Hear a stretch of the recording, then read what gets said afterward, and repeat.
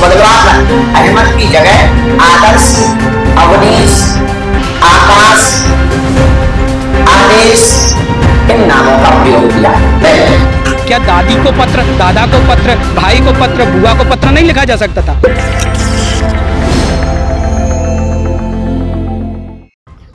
मध्य प्रदेश में चिट्ठी आई है वाले पाठ्यक्रम को लेकर अब बवाल बढ़ता जा रहा है।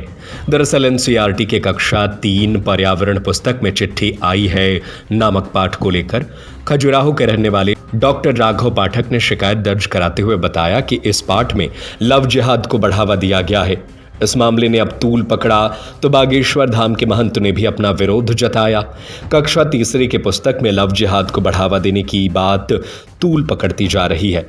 बागेश्वर धाम पीठाधीश्वर पंडित धीरेन्द्र कृष्ण शास्त्री ने कहा कि अबोध बच्चों के मन में बचपन से ही गंदे विचार भरे जा रहे हैं।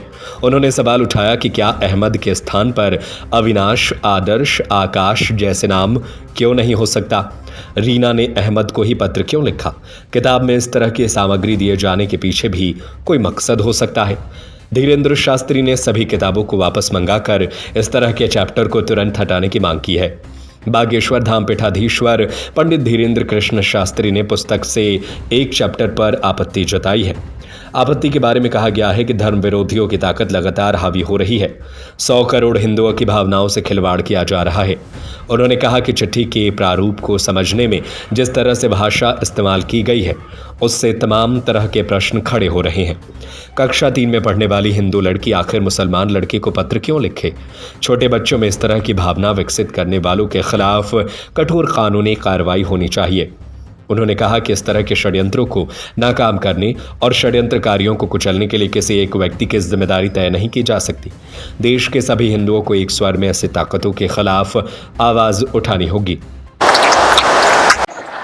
और ये पाठ्यक्रम को भारत सरकार जल्दी से बंद करे, सभी किताबें तुरंत वापस करवाए, इसको बदलवाकर अहमद की जगह आदर्श, अवनीश, आकाश, आदेश इन नामों का प्रयोग किया है। इसके अलावा हिंदू संगठनों के लोग भी इस पुस्तक के पाठ चिट्ठी आई है से नाराज है।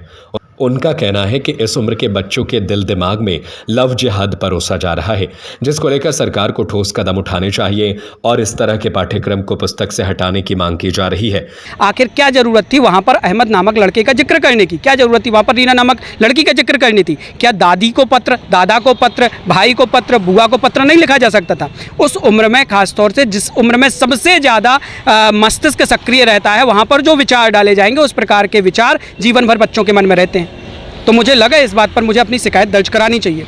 छतरपुर से राजेश रायकवार की रिपोर्ट।